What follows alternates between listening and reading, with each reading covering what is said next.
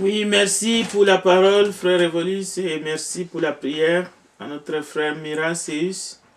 Je n'ai pas le temps à perdre. Nous allons tout de suite d'abord remercier ceux qui sont déjà avec nous en ligne et nous prions pour ceux qui vont nous rejoindre pour le culte de ce matin.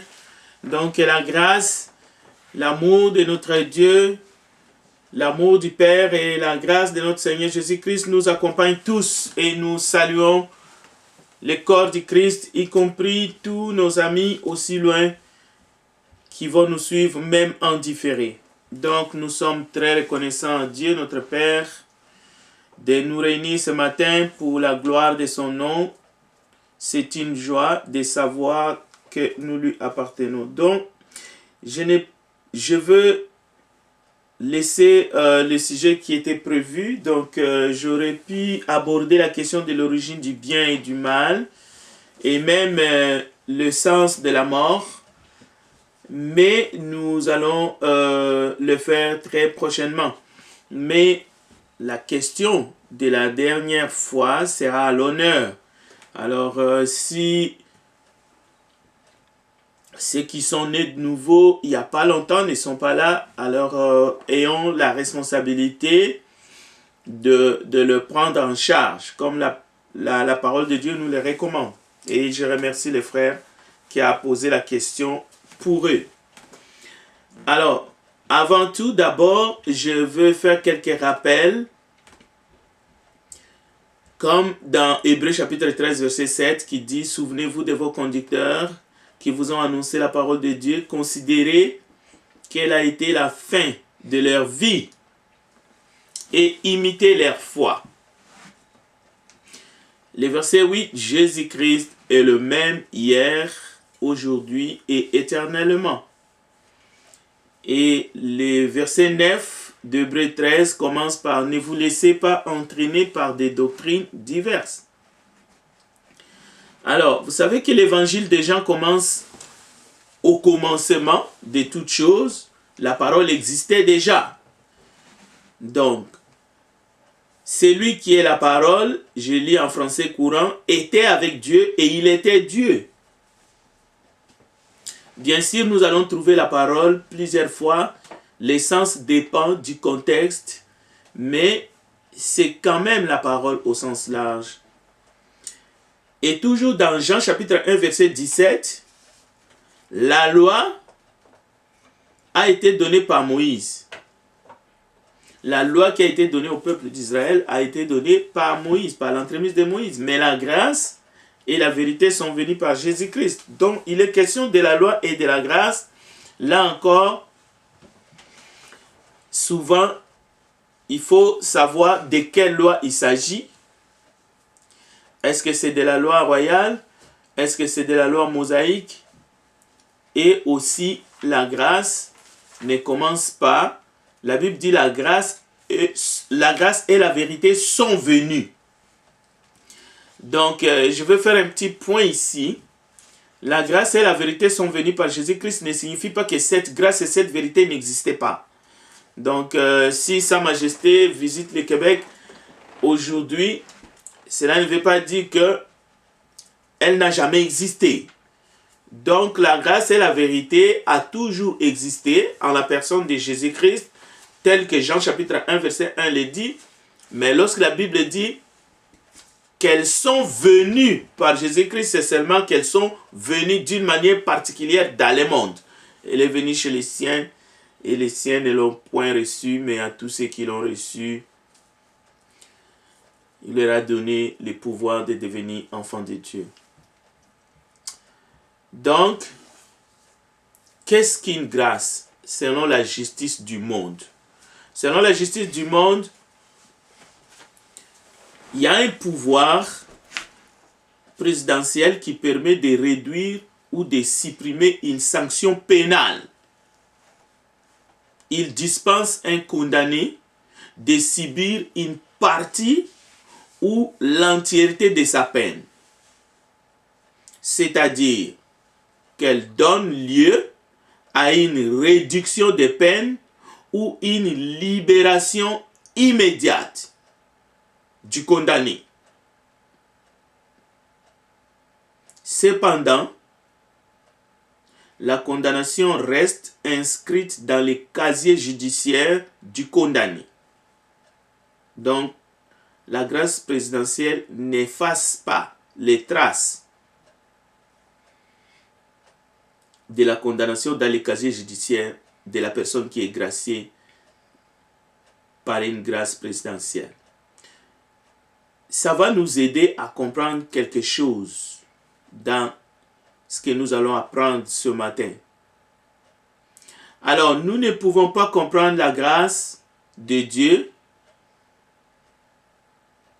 comme nous comprenons la grâce selon la justice du monde. Quelqu'un peut être condamné dans le monde à perpétuité. La personne reçoit la grâce présidentielle. Cette personne reste en prison. Mais la perpétuité devient 10 ans de prison. Donc, elle a reçu la grâce présidentielle. En plus, le casier judiciaire ne sera pas vierge. Quelqu'un d'autre peut recevoir la grâce présidentielle, il va sortir tout de suite. Ça, c'est la justice du monde, à ne pas confondre avec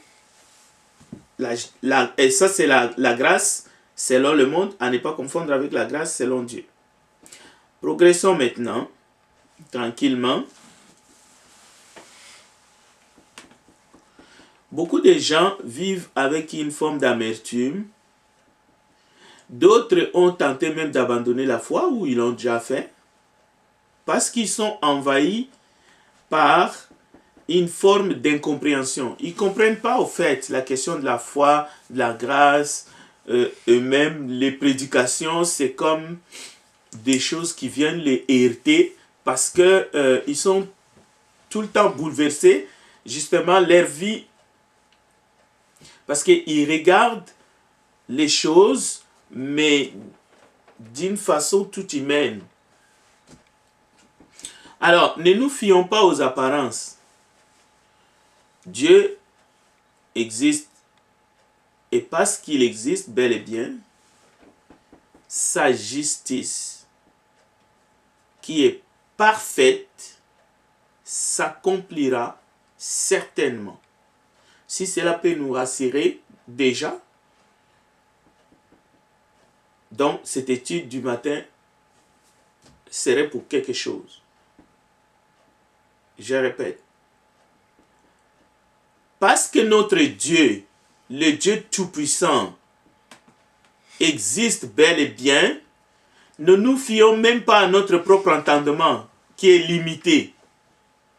Parce que nous ne pouvons pas sonder Dieu, ni ses jugements, ni même sa grâce. Il est insondable.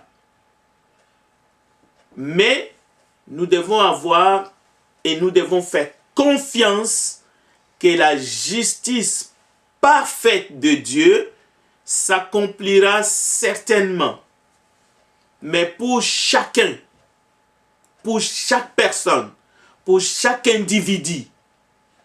Et encore une fois, comme j'ai toujours l'habitude de dire, il n'y a pas de confusion dans la parole de Dieu, il n'y a pas de contradiction dans la parole de Dieu. La parole de Dieu est immuable. Prenons un exemple. Dieu a dit, tu ne tueras pas. Dans Deutéronome chapitre 5, verset 17. Je dis Deutéronome 5, 17. C'est quel type de loi? Il s'agit là d'une loi morale. Et cette loi ne disparaîtra pas. Pas un seul iota ne sera enlevé. On les trouve dans Deutéronome 5, 17, c'est-à-dire on trouve cette loi dans la loi de Moïse, dans la loi. Mais c'est une loi morale. Mais par contre, il y a ce qu'on appelle la loi cérémonielle. On peut prendre un exemple. La circoncision, les ablutions, les sacrifices des animaux. Lorsque l'ancienne alliance a été abrogée, ces côtés, cette facette, ces exigences qui font partie des lois cérémoniales ont été abrogées. Mais la loi royale, Jacques chapitre 2, verset 8,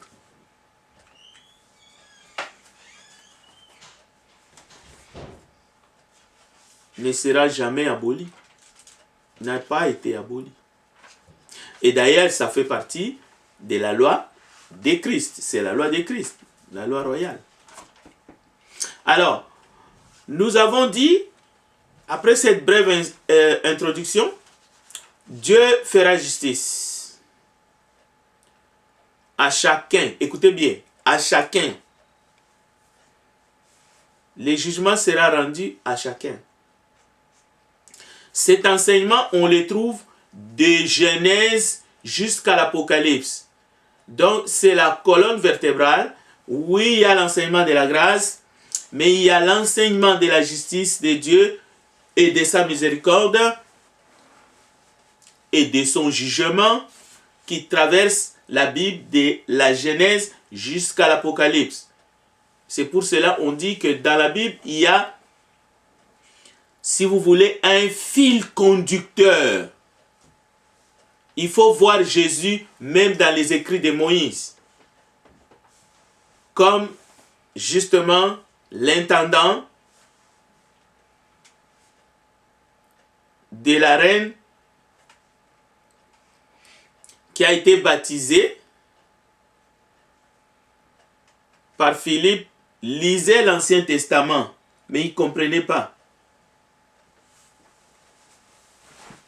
Mais nous, avec l'aide de l'Esprit de Dieu, lorsque nous lisons Moïse, Jésus lui-même a dit, Moïse a parlé de moi. Donc, nous allons voir Jésus dans les écrits de Moïse.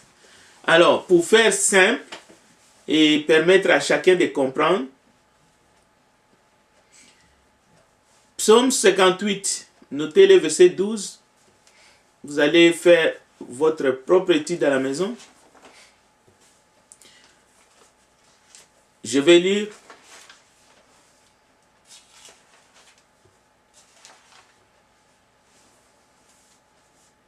Voici les justes reçoit sur la terre sa rétribution. Combien plus encore le méchant et le pécheur.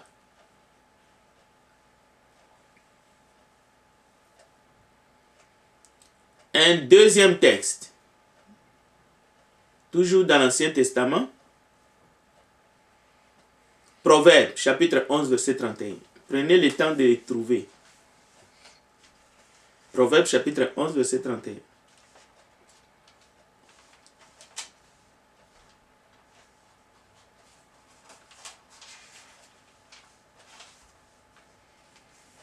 Mais celui qui agit injustement recevra ce qu'il aura fait injustement. J'aimerais que quelqu'un d'autre reprenne ces petits bouts de texte, comme je viens de les lire. Peut-être que vous allez les lire dans une autre version. Proverbe chapitre 11, verset 31, s'il vous plaît. Si le juste reçoit sur la terre sa rétribution, combien plus le méchant et le pécheur. Merci, frère Kerly. Nous ne serons pas jugés en fonction des lois des hommes, selon les deux textes que nous venons de lire, selon la justice des hommes. Pourquoi? Parce que les hommes ont tendance à déplacer les bornes morales. Mais nous serons jugés en fonction de la loi de Dieu. Les règles morales que Dieu a établies comme standard, que nous trouvons dans la parole de Dieu, de la Genèse jusqu'à l'Apocalypse. Nous ne serons pas jugés avec Dieu aura dans ses mains le Nouveau Testament. Non. Donc, Dieu est un être moralement pur et parfait. Cela veut dire quand il aime, quand il nous aime, parce qu'il nous aime, il met les combles de son amour. C'est pour cela Dieu nous aime parfaitement. Et nous avons appris que son amour s'exprime à travers sa miséricorde, à travers sa patience et sa grâce. Et cette grâce-là se prolonge sur de longues années. Le nombre des années d'une personne, pour les uns, quelques années de plus par rapport à d'autres. Il y en a qui vont vivre 80 ans, d'autres 90 ans. Mais la grâce de Dieu se prolonge. La patience de Dieu se manifeste pour chaque être humain. Comme nous venons de le dire, Dieu est aussi un juge parfait. Pas seulement un juge. Il faut entendre les compléments qui sont donnés. Ce sont les attributs de Dieu. Ce n'est pas ses noms. Lorsque la parole dit Dieu est miséricordieux, Dieu est un juge parfait, ce sont les attributs de Dieu. Dieu n'est pas qu'un juge, mais un juge parfait. Cela veut dire qu'il est juste, équitable, incorruptible. Nombre chapitre 14, verset 18, vous ne pouvez pas, c'est-à-dire, il ne faut pas que l'huile monte en vous, que ça crée une tension sur comment est-ce que Dieu va procéder à juger son peuple ou ses enfants. Dieu ne tiendra aucun coupable pour innocent. Nombre chapitre 14, verset 18. Tout comme il ne tiendra pas un innocent pour un coupable. À une seule exception près. Nous allons voir cette exception. Et pourquoi il y a eu cette exception? Encore une fois, c'est pour nous. C'est pour notre bien. Il a tenu pour coupable un innocent. Mais disons-le, ce n'était pas pour nous d'abord. C'était pour lui-même. C'était pour satisfaire sa justice. C'est pour cela que Jésus est monté sur la croix. Le juste est mort à la place des coupables. Et c'est la seule fois et c'est fini. Mais regardez Nombre chapitre 14 verset 18. Et d'ailleurs nous allons rester dans Nombre chapitre 14 pour comprendre. Parce que quand nous parlons de Dieu, nous devrions plutôt nous réjouir. Et ça, c'est pour tous ceux qui aiment Dieu. Même si vous venez à peine de les connaître. Nous devrions nous réjouir de les connaître. Parce qu'il n'y a pas un être qui est égal à lui. Alors, cherchez Nombre 14, 18, juste un verset, s'il vous plaît. Essayons d'avancer. Parce que vous comprenez que notre idéal aujourd'hui, c'est de satisfaire nos jeunes frères, nos jeunes sœurs dans la foi. Donc, nous devons vraiment essayer de jouer le jeu. Alors, Nombre 14, verset 18. L'Éternel est de la colère et riche en bonté. Il pardonne l'iniquité de la rébellion, mais il ne tient point le coupable pour innocent. Et ni punir l'iniquité des pères sur les enfants jusqu'à la 3e et la 4e génération. Ok, on va garder cette page-là, nous allons y revenir. Il ne tiendra donc aucun coupable pour innocent. Aucun. Donc ça rassure. Ça nous rassure. Parce que vous savez comment est-ce que l'injustice nous énerve. Dans ce monde, je veux dire. Alors nous devons être tranquilles du côté de notre Père Céleste. Que cela nous convienne ou pas, qu'on l'accepte ou pas, qu'on y croit ou pas, nous serons tous jugés d'après la loi morale divine qui ne change pas. Chaque homme devra se tenir un jour devant le trône de Dieu. Bien que ce trône-là, c'est aussi le trône de grâce, mais ce trône a pour fondement la justice et l'équité. Psaume 89, verset 15. Écoutez, et le ciel se retira comme un livre qu'on roule, et toutes les montagnes et les îles furent remuées de leur place, et les rois de la terre, le prince et les riches, et les capitaines et les puissants, et tout esclave, tout homme libre se cachèrent dans les cavernes et dans les rochers des montagnes.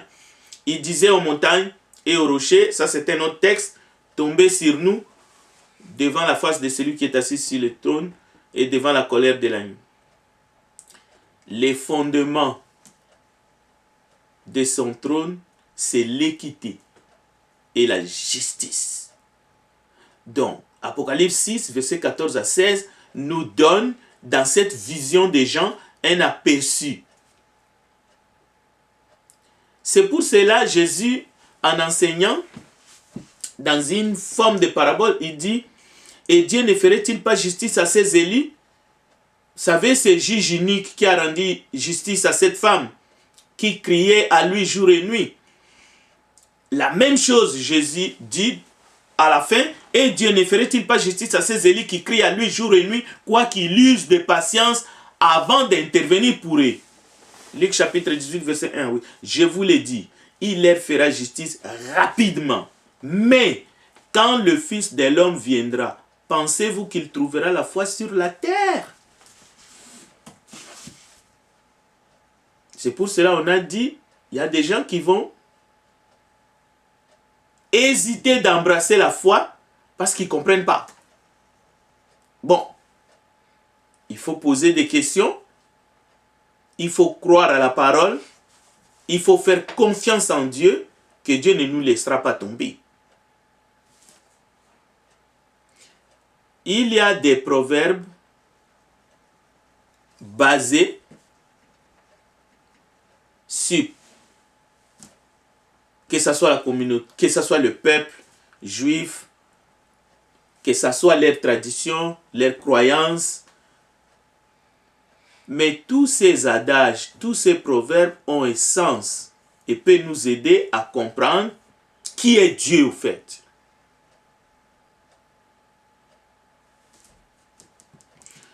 Il y a dans la Bible, il y a la loi des cause à effet. Dans la Bible, depuis la Genèse jusqu'à l'Apocalypse. La loi des causes à effet qui dit simplement il n'y a pas des effets sans cause. Mais il y a aussi la loi de la rétribution. Nous venons d'entendre. Chacun recevra selon ce qu'il aura fait état dans son corps. C'est la loi de la rétribution. Ni l'un ni l'autre, ni l'une ni l'autre, les hommes sont à l'aise avec toi, avec ça. La loi des causes à effet, les hommes n'aiment pas. Même les enfants d'ailleurs. Tu peux dire à ton enfant, il y a du feu. Il ne faut pas toucher, tu vas te faire brûler. Qu'est-ce qu'un petit enfant va faire? Il veut toujours aller toucher le feu, après il brûle et après il pleure. C'est ça la loi des causes à effet. Dieu a déjà établi. Si tu sors par la fenêtre au deuxième et tu te laisses, tu vas tomber et tu vas te briser. Mais il n'y a pas des effets sans cause. Des fois on dit il n'y a pas de fumée sans feu. Quand vous voyez l'eau de la mer ou de l'océan bouger, c'est pas pour rien. Soit c'est les vents qui fait bouger l'eau, soit quelqu'un a jeté un caillou. Peut-être que c'est un gros poisson qui est en train de passer. Ou bien un navire qui est en train de venir et il envoie déjà les vagues. Et tout commence à bouger. Mais la loi de la rétribution, c'est Dieu qui a mis ça. Les gens n'aiment pas. C'est pour ça qu'il y a des débats partout. Pourquoi la peine de mort, ainsi de suite. Mais vous savez, la peine de mort n'est même pas basée sur la rétribution. se baser sur autre chose. Bon, écoutez, aujourd'hui c'est une journée où on est reconnaissant envers nos mères, n'est-ce pas? Bien qu'on doit être reconnaissant chaque jour. Mais qu'est-ce qu'on dit? On dit telle mère, telle fille, tel père, tel fils. Quelle est l'origine de ces genres de dictons? Est-ce que ces dictons sont toujours vrais, réels, dans tout le cas? Question. Écoutez ce qu'un père qui est devenu dépressif, c'est une histoire vraie. Je vais les raconter telle que je l'ai pris. Je l'ai pris cette histoire. Un père devenu dépressif parce que, ne sachant pas que sa fille était malade, elle souffrait de la bipolarité, alors ses pères voulaient faire de sa fille la reine du ciel, c'est-à-dire dans l'aviation. Alors elle forçait sa fille à étudier, elle la poussait au bout, tandis que sa fille ne voulait rien savoir. Sa fille était ailleurs, était toujours dans son monde. Sa fille, au fait, souffrait. L'école ne la disait pas grand-chose. Donc il a commencé à devenir violent contre sa fille. Et comme la fille a commencé à fumer depuis son adolescence, alors le père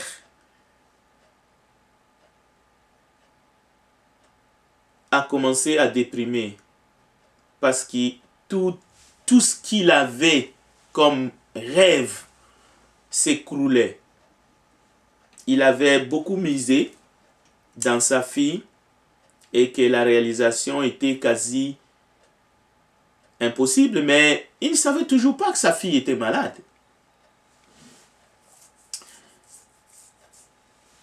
Même le reste de la famille a commencé à qualifier ses papas comme étant possessifs, très colériques,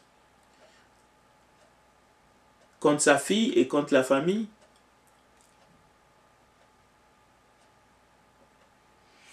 Et la fille ne savait pas non plus qu'elle était malade elle-même. Le père a commencé à boire beaucoup et toujours derrière sa fille.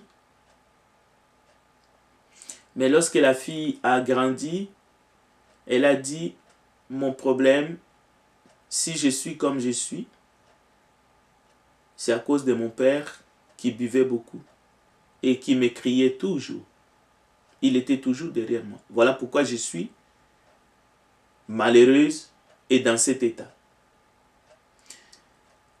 Cet exemple explique les drames dans nos sociétés. Mais en même temps, c'est une des conséquences du péché dans le monde. Toute maladie n'est pas une conséquence du péché. L'aveugle est né. Ce n'est pas parce que ses parents ont péché, ni lui-même d'ailleurs. Mais il y a des cas où la source de la maladie, c'est un péché. Alors, la rétribution et les conséquences du péché dans le monde, c'est des choses différentes. Les conséquences du péché ne sont pas toujours méritées. Nous vivons les conséquences du péché dans le monde, mais il y a des innocents dans le monde, mais qui vivent aussi les conséquences du péché qu'ils n'ont pas commis eux-mêmes. Mais la rétribution, la loi de la rétribution, c'est un dû. C'est comme un salaire.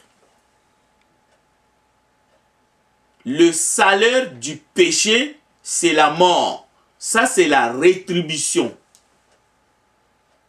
Personne ne sera mis ou est mort spirituellement ou même physiquement à cause du péché d'Adam. Non. tu es mort spirituellement à cause de tes propres péchés. Ça, c'est la rétribution. Si tu seras séparé de Dieu pour l'éternité, ça ne sera pas à cause de péché de tes parents. Moins encore le péché de la société. Cela rendrait Dieu injuste, imparfait.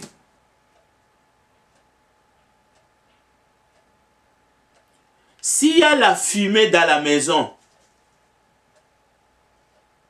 cela va incommoder même les innocents, même les bébés, les nourrissons.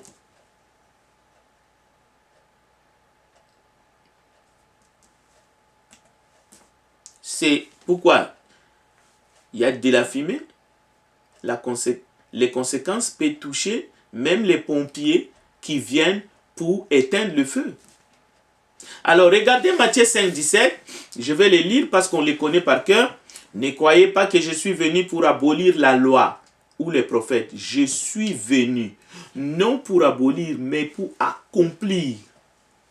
Car je vous le dis en vérité, tant que le ciel et la terre ne passeront point, il ne disparaîtra pas de la loi un seul iota ou un seul trait de lettre jusqu'à ce que tout soit arrivé.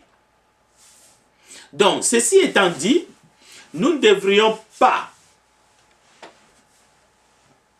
confondre les dispositions extérieures de la loi qui sont devenues caduques avec l'entrée en vigueur de la nouvelle alliance, c'est-à-dire Jésus-Christ a versé son sang. Il n'y a plus de raison pour qu'on continue à tuer des animaux à côté, qu'on brûle l'encens, ainsi de suite, ces choses-là. Ce sont les dispositions extérieures qui ont été abrogées justement. Mais le fil conducteur, les lois morales, le principe fondamental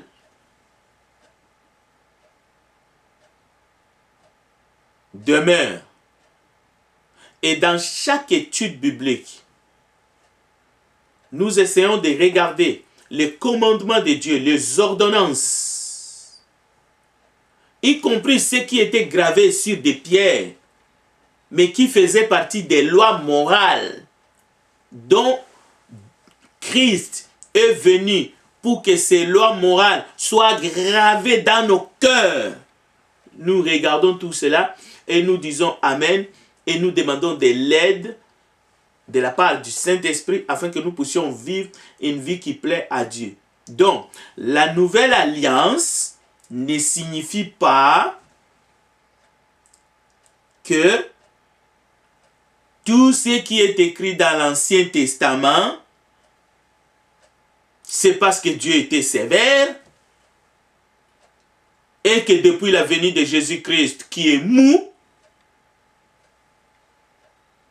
nous pouvons faire un certain nombre de choses et Dieu va passer l'éponge à cause du sang de Jésus-Christ. Non. La nouvelle alliance ne signifie pas que le Dieu méchant de l'Ancien Testament est devenu gentil. Non, ça ne signifie pas ça. Ça, ce sont des hérésies. N'imaginez pas que Dieu a changé, dans le sens que il était beaucoup plus sévère lorsqu'il a donné la loi à Moïse, et depuis que Jésus est venu, Dieu est devenu un papa gâteau, c'est-à-dire qu'il n'est plus sévère à l'égard du péché et à l'égard des humains. Non, Dieu est toujours et a toujours été le Dieu miséricordieux, le Dieu compatissant, riche en bonté, lent à la colère. Il a toujours été le Dieu de grâce. Mais Jésus nous a apporté, si vous voulez, nous sommes entrés dans un nouveau régime. Seulement dans ce régime, il y a des éléments nouveaux qui vont faire que nous allons tendre vers ce qui est parfait, nous tendons vers la vie éternelle, la nuit est avancée et nous sommes prêts maintenant à retrouver l'état parfait avant la chute d'Adam et Ève, mais dans l'obéissance à la grâce qui nous est offerte. C'est-à-dire, le problème du péché est réglé jusqu'au bout. Maintenant, dans les études bibliques, nous devons simplement être attentifs pour comprendre quel est le message. Qu'est-ce que Dieu veut nous faire comprendre? Et non l'attitude, ça c'est fini, ça n'existe plus, ça c'est plus pour nous, maintenant ça a changé. Non, non, non, c'est pas ça. Il ne faut pas regarder les enseignements bibliques dans ce sens-là. Qu'il y a des commandements qui ont été abrogés, comme ceux qui passent le temps à dire, oh, les 10 commandements n'est plus en vigueur. Ainsi de suite. Ça n'a aucun sens. Alors, Jérémie chapitre 32, verset 17. Vous connaissez les textes parce que ça a été cité, on l'a cité plusieurs fois. Je vais juste les rappeler rapidement. Écoutez bien.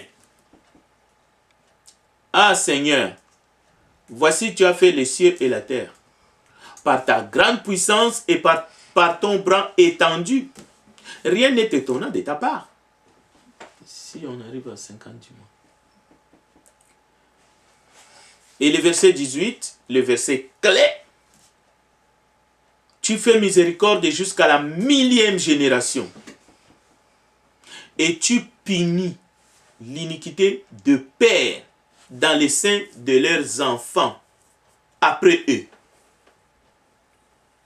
Écoutez bien, hein? Tu punis l'iniquité des pères.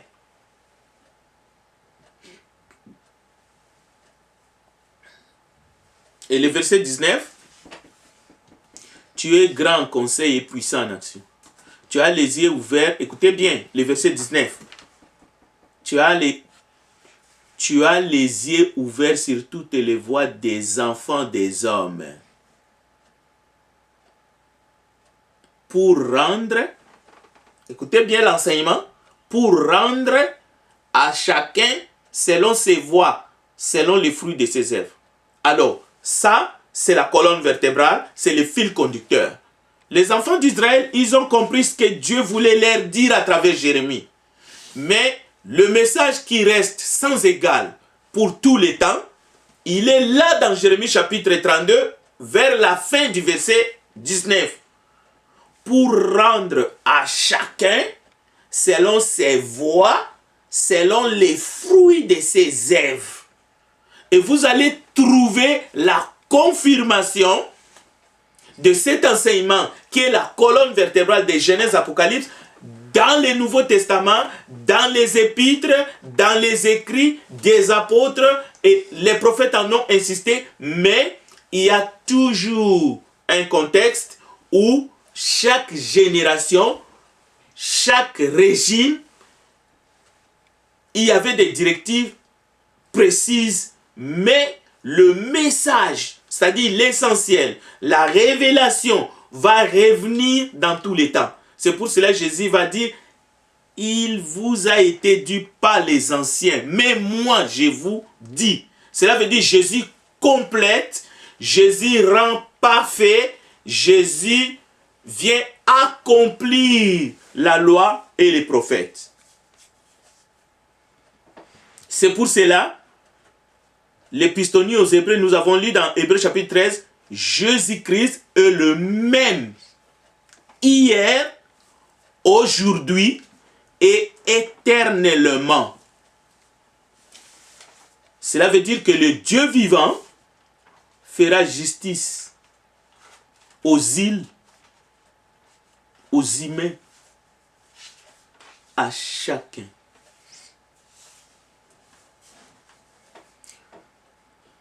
Alors, le proverbe, les pères ont mangé des raisins et les dents des enfants en ont été agacées. Écoutez le verset 3.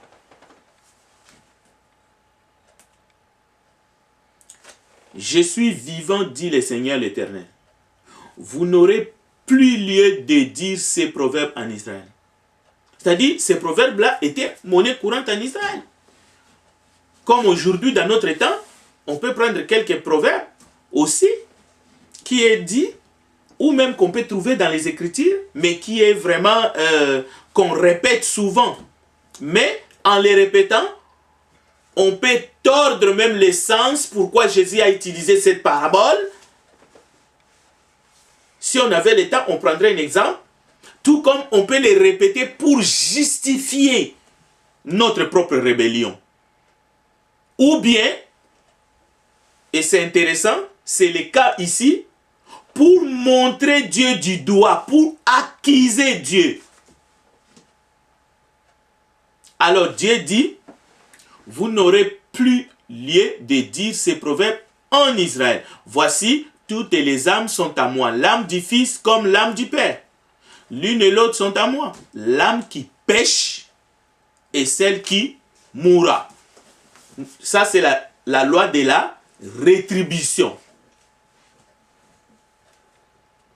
L'homme qui est juste, qui pratique la droiture et la justice, et qui ne mange pas sur les montagnes et ne lève pas les yeux vers les idoles de la maison d'Israël, et qui ne déshonore pas la femme de son prochain, et ne s'approche pas d'une femme pendant son impureté, qui n'opprime personne, qui rend au débiteur son gage, qui ne commet point de rapine. Vous continuez. Qui ne détourne et qui détourne sa main de l'iniquité et juge selon la vérité entre un homme et un autre, qui suit mes lois et observe mes ordonnances en agissant avec fidélité, celui-là est juste, il vivra, dit le Seigneur. Ok. Voilà, il est 50. Cela veut dire quoi? Cela veut dire que le salut maintenant, c'est par l'observation de la loi? Ce n'est plus par la grâce? Non. Mais il y a beaucoup de matière ici. Il y a beaucoup de matière.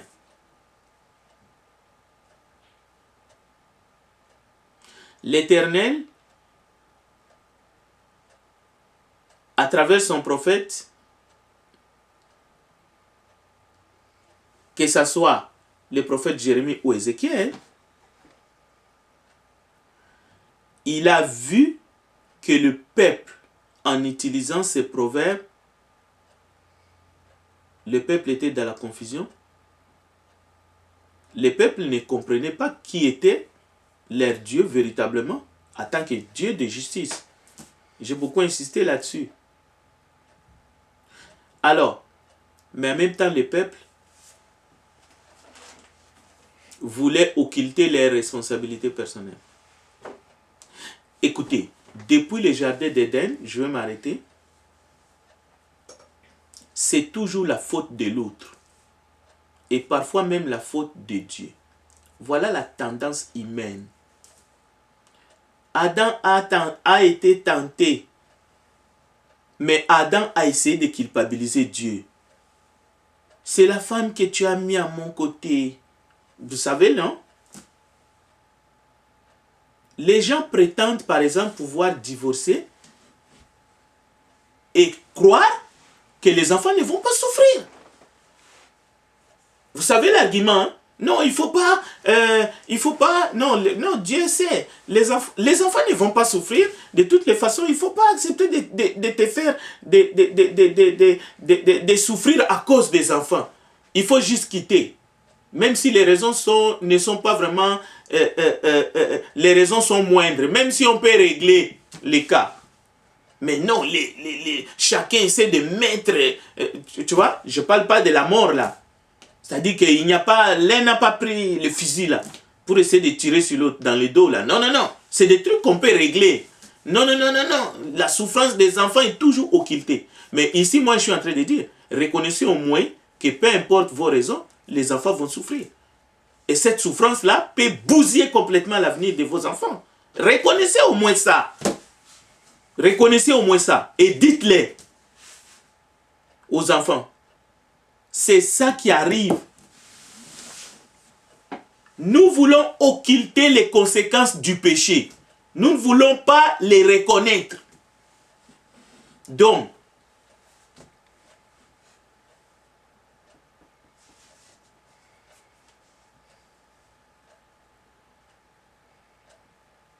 Le pardon n'enlève pas les conséquences du péché. Qui a dit ça? Les péchés que nous commettons individuellement a des conséquences terribles. Pas seulement dans notre propre vie, même dans la société. Pire encore, pour nos propres enfants. Donc, c'est ça qui arrive. Mais ça n'a rien à voir avec la rétribution finale.